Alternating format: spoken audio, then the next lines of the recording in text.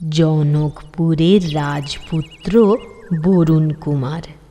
রাজপুত্র হলে কি হবে, সে ছিল খুবই লোভী আর অহংকারী।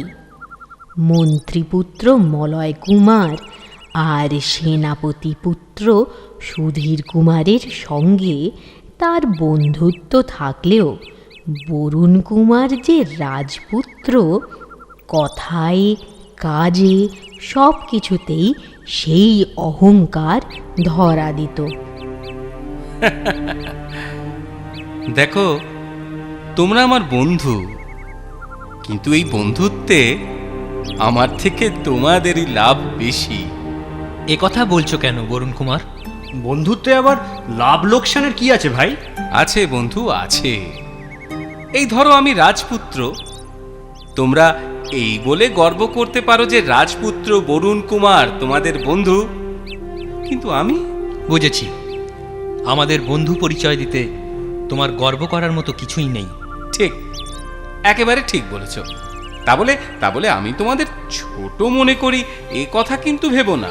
সে তো তোমার বড় মনের পরিচয়। রাজ রক্ত যার দেহে থাকে তার মনটাও বড় হয়, অনেক বড় হয়। সেটাই স্বাভাবিক। সে কথা আমরা মানি বন্ধু। আমাদের মাঝে তুমি সব দিক থেকে শ্রেয়। না না না না, এ কি বলছো? এ কথা সত্যি হলেও সে অহংকার কি আমি করি বলো? গুরুদেব বলতেন, অহংকার হলো অন্ধকারের মতো, যে মনে জ্ঞানের আলো আছে সেখানে তার প্রকাশ হয় না।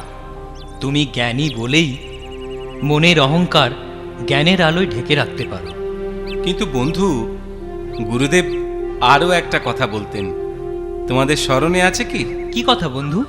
গুরুদেব বলতেন, দেশ ভ্রমণ ছাড়া বাস্তব জ্ঞান অসম্পূর্ণ থাকে।